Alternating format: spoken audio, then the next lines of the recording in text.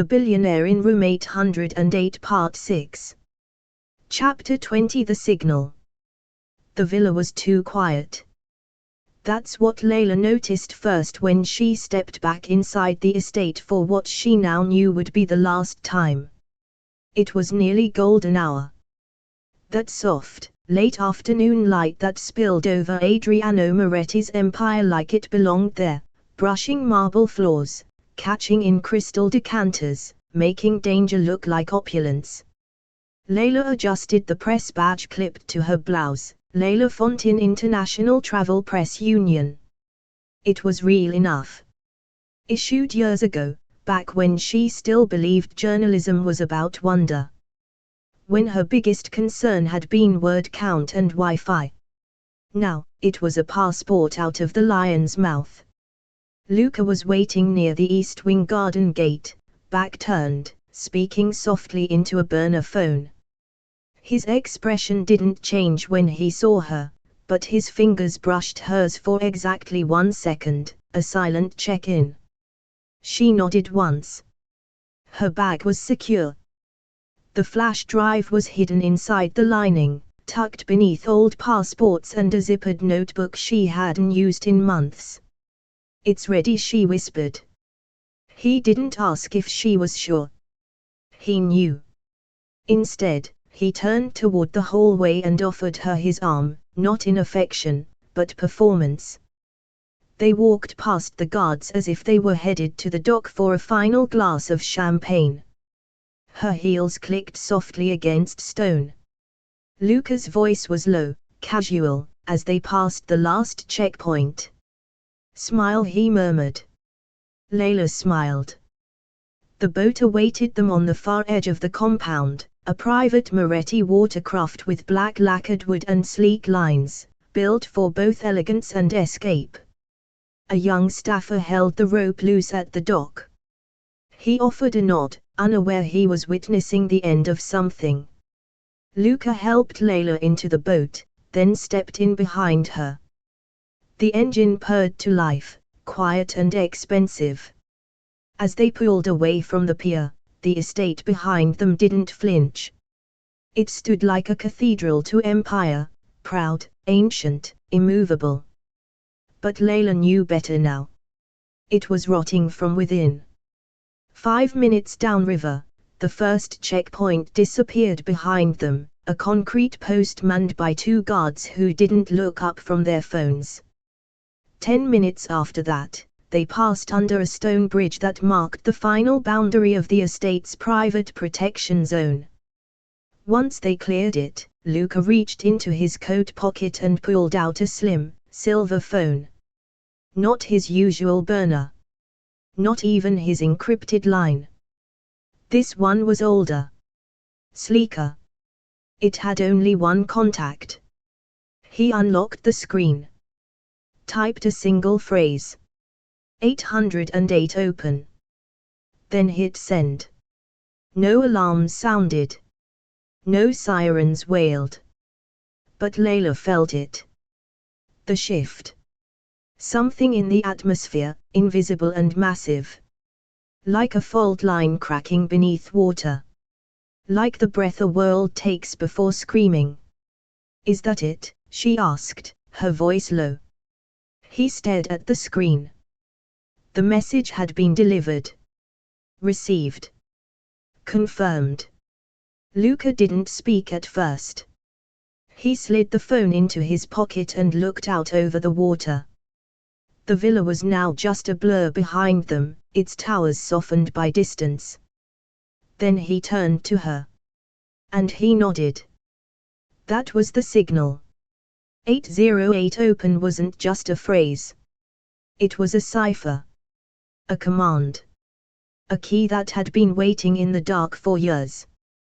The moment it was sent, it triggered a cascade of operations built by people far beyond Italy. A task force buried under layers of diplomatic immunity. Agencies that didn't exist. Surveillance satellites already trained on Adriano's private holdings. 100 names now blinking red on secured networks. By the time the Moretti staff noticed the missing documents, it would be too late. As the boat cut across the river, Layla saw movement in the distant sky. Helicopters. Not military. Not marked. They didn't make noise until they were close. A low rhythmic thrum. The sound of judgment. Luca leaned back in his seat, eyes still fixed on the horizon. "They'll move in phases," he said. "Adriano's accounts will freeze first. Then the raids begin. No media. No headlines. Just extraction." Layla didn't ask how he knew all this. She knew now, this was never improvisation. It was design. Years of precision. All leading to this signal. And somewhere, in a city Layla would never know by name, an analyst opened the packet from Luca Moretti. Unredacted. Untouchable. Every transaction. Every offshore route. Every human name linked to exploitation and blood money. The file was tagged.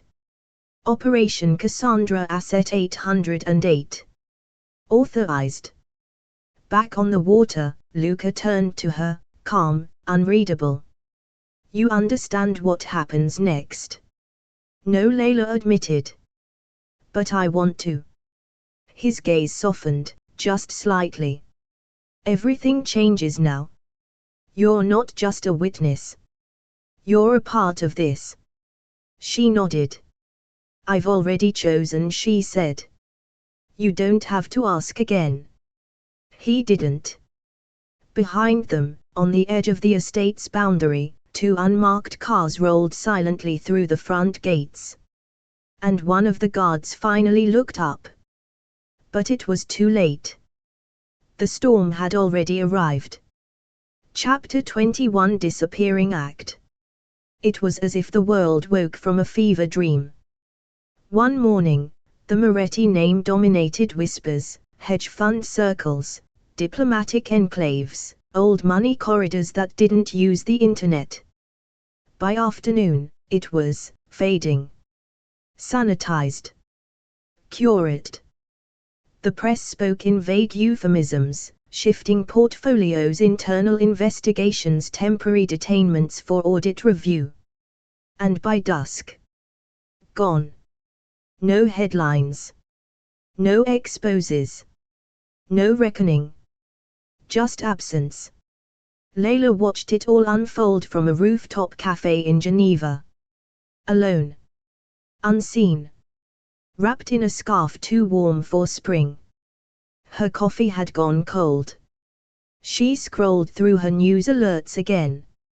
Same story, different spin. Adriano Moretti cooperating with global investigators amid financial misconduct allegations.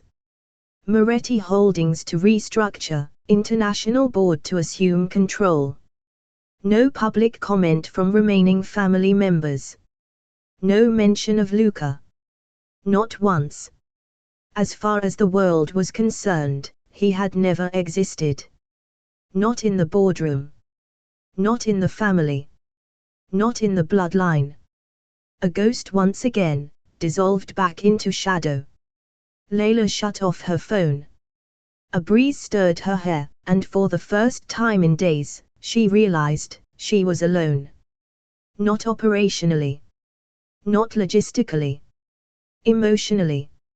She hadn't seen him since the boat. After the signal, they'd reached the neutral zone, a luxury safe house disguised as a mountaintop resort. For 48 hours, Luca had made calls. Dispatched data. Confirmed the dominoes were falling as planned. And then, he was gone. No argument. No farewell. Not even a note. Just an unmade bed and a vanished jacket. The morning he disappeared, one of the handlers told her, "He does this. Don't take it personally." But Layla had. Not out of pride, out of ache. Because she had let him in. All the way. into the spaces of her heart no one had ever touched. She'd risked her life, her career, her identity. Not just for a cause. For him. And now, nothing. Back in her hotel suite, she unpacked slowly. Her press badge. The empty bag that once held the USB. A single photo she'd printed before leaving the safe house, a blurry shot of Luca, backlit by firelight, sleeves rolled, map spread across the table. His eyes were focused. Determined. Not smiling. She stared at it for a long time. Then tucked it into a book. She knew what this was. Not betrayal. Not even abandonment. It was protection. The cleanest way to end a story was to vanish before it could stain what you loved. And Luca Moretti was nothing if not clean in his exits. Still, that didn't stop her from checking her encrypted messages every morning. Or walking the long way through the market. Or pausing at tables for two. Every day, she told herself to move on. Every day, she didn't. Until one afternoon, while packing for her flight out of Switzerland, she found something she hadn't seen before, tucked inside the lining of her suitcase. A thin envelope. No stamp. No seal. Just her name. Layla. Her pulse skipped. She sat on the edge of the bed and opened it with shaking hands. Inside, a single card. Handwritten. I disappear so others can live. But I've never felt more alive than with you. L. And beneath the signature, a date. Next week. No time. No place. Just a date. A promise, written in shadows. Chapter 22. The letter. The letter arrived on a Thursday. It came folded into a linen envelope, unbranded, tucked discreetly into the stack of mail delivered to her temporary flat in Lisbon. It wasn't addressed in ink. No handwriting on the outside. No return address. Just her name, machine printed, too elegant to be spam, too anonymous to be casual. Layla almost didn't open it. She'd been trying to move on, trying to believe that Luca Moretti had given her everything he could, and disappeared for good. That the message in the envelope he left weeks ago, the one that ended with a date, had been a farewell masked as a promise. She'd gone to Ravlo that day. Waited at a cafe that overlooked the coast, sitting beneath white umbrellas while the sea glittered, half expecting to see his silhouette cross the stone terrace like a scene from a memory she hadn't lived yet. He never came. And she told herself, that's it. You're free. That part of your life is over. But now, standing barefoot in the kitchen with her coffee cooling in one hand and the envelope in the other, her heart stuttered back to life. She opened it carefully. Inside was one line, handwritten in black ink, crisp and deliberate. If you're still curious, room 808 is yours now. No name. No signature. But she didn't need either. The handwriting was Luca's. There was something about the way he formed his letters, minimalist, sharp, deliberate. Like every stroke of the pen had been trained not to waste time. Beneath the sentence, two things. A set of GPS coordinates. A brass key, thin and cold, taped to the inside of the card. Layla set the card down on the counter and stared at it. For a long time. Her coffee was cold again. She didn't care. Room 808. The same number he had once used as code, as myth, as warning. It was where the photos of her had been. The dossiers. The maps. It was the room where he had admitted that he didn't trust easily. That he thought she was part of something she wasn't. that she had crossed a line into his secrets, and stayed anyway. It was where everything changed. And now, it was hers. She picked up her laptop, opened a map, and entered the coordinates. It pinged instantly. Location, Corsica. East Coast. Remote. Mountainside. Near the ruins of a former monastery now listed as a private retreat for discreet clientele. No website. No contact form. Just a name. Cavallo Rosso. Layla leaned back, heart still hammering.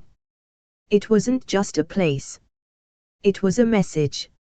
If she went there, she would be stepping into the next chapter, not just of the mission, or Luca's world, but her own decision to belong to something beyond safety. She stared at the screen. And then, slowly, whispered aloud, "I'm still curious." That night, she packed a single bag. She left no note, sent no message. Didn't book through a travel site. Didn't post a story.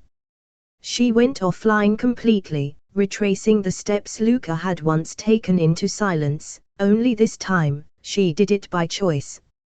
As her train passed through southern France the next morning, she watched the land blur into cliffs and light, her reflection ghosted in the window beside the sea. The brass key sat heavy in her coat pocket. Not just to a door. To a life. Chapter 23: The Island of Firelight. The flight was short. The silence, long. The jet touched down on a private airstrip cut into a mountainside like something carved from a dream, or a secret. From the air, the island was a slash of volcanic stone rimmed with cliffs and dark trees, the sea pressing against its edges like it wanted to claim it back. Layla stepped off the plane alone. No terminal. No staff.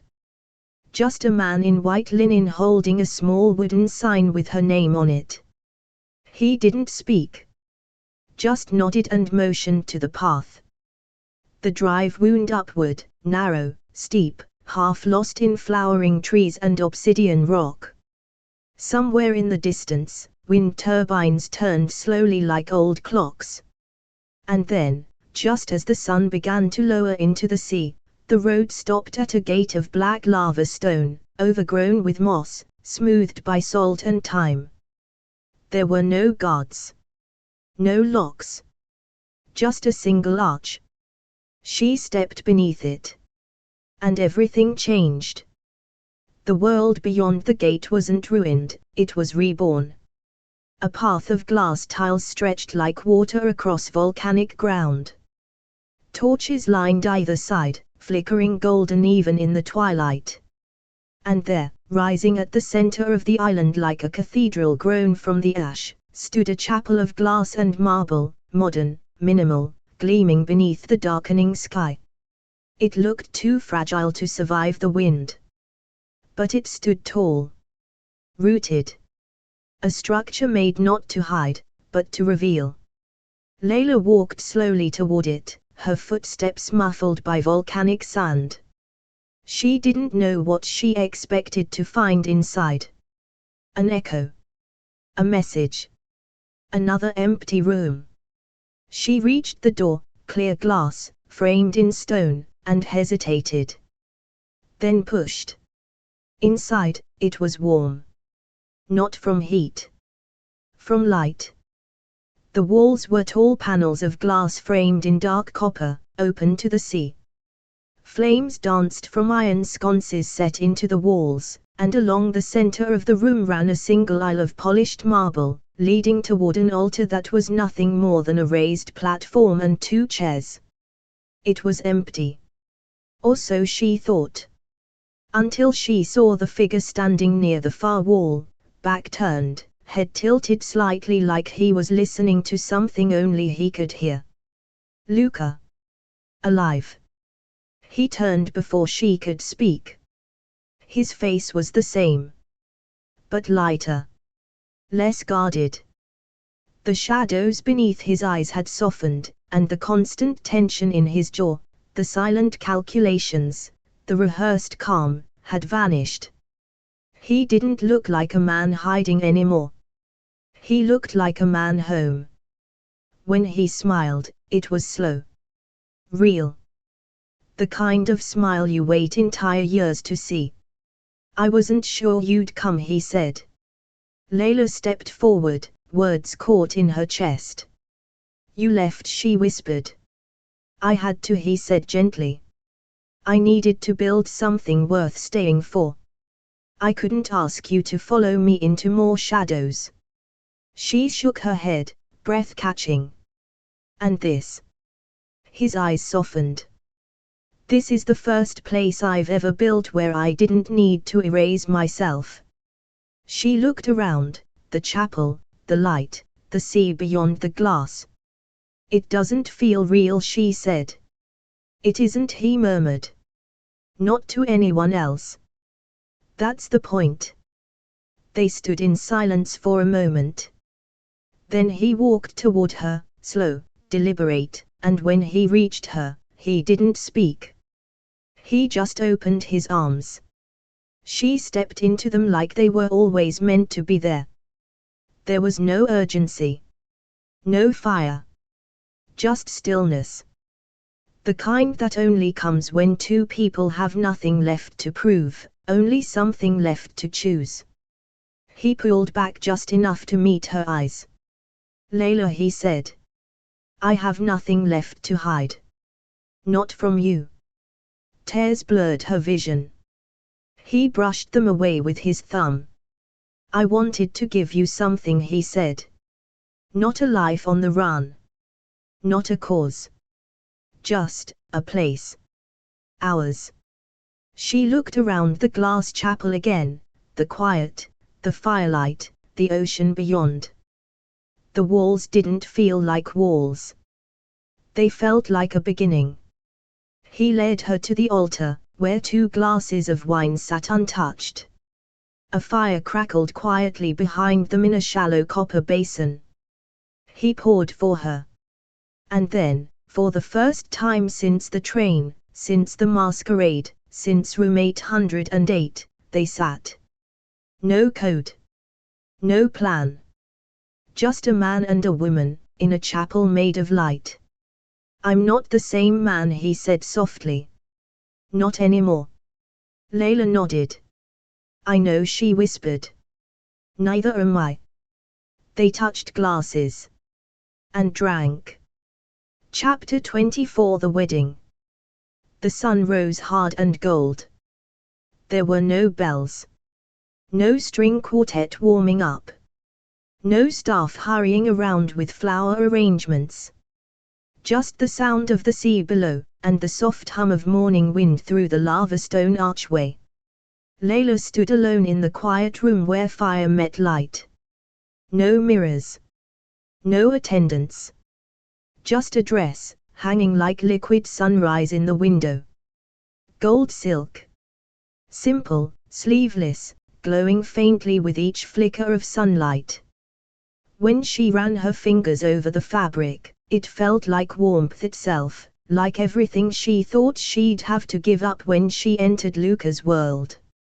And yet here it was. Waiting. She stepped into it slowly. No zippers. No corset. Just a tie at the back of the neck and the whisper of silk against skin. She didn't need heels. The chapel floor was smooth glass, cool beneath bare feet. Across the island, in the second room of the chapel compound, Luca stood in front of a window with no curtains. He was already dressed. Navy. Pressed, understated, precise, the exact opposite of the chaos he once lived in. He rolled his sleeves once, then unrolled them. Adjusted his cuffs. Not from nervousness. From ritual. He didn't wear his family ring. Not on his hand. It sat in his pocket, heavy, warm from the sun, a reminder of what he'd left behind and what he had refused to become. When he walked out into the light, he didn't look like a man about to say vows. He looked like a man who already had. The chapel doors were open. The fire still burned in the shallow copper basin behind the altar. A soft breeze caught the edge of the silk runner laid across the aisle, shifting it like a tide. And above them, the sky blazed clear and endless, as if the island itself had called the heavens closer to witness what no one else would see. Layla stepped in from the far archway. Luca turned. And the world stopped. No ceremony could ever make her more beautiful than she already was. But this, the gold silk, the sea behind her, the way her hair moved like it had never belonged to a single place, this was something different. This was a rival. He met her at the center of the aisle. No music. No processional. Just the sound of waves and fire and heartbeats steadying for the last time. They stood facing one another beneath the open sky. I thought I had to lose everything, he said softly, to stay free. Layla smiled. And I thought I had to stay safe to be strong. He reached for her hands. We were both wrong. They didn't need an officiant. They didn't need permission. Only truth. Luca reached into his pocket and pulled out a small strip of leather, aged, folded. Wrapped inside it, the family ring. Not to wear. To let go. He placed it at the foot of the altar, on a flat piece of stone blackened from centuries of sun. Layla watched as he set it down, as if laying the past to rest. No defiance. No bitterness. Just closure. Then, they spoke the only vows that mattered. Luca, I lived in silence so I couldn't be hurt. But you heard me anyway. Layla, I ran toward beauty so I wouldn't have to see the dark. But you showed me there's light in it too. He whispered, stay. She whispered back, always. He slipped a band onto her finger, platinum, unmarked, smooth. No diamond. No show. Just intention. She placed a matching one on his.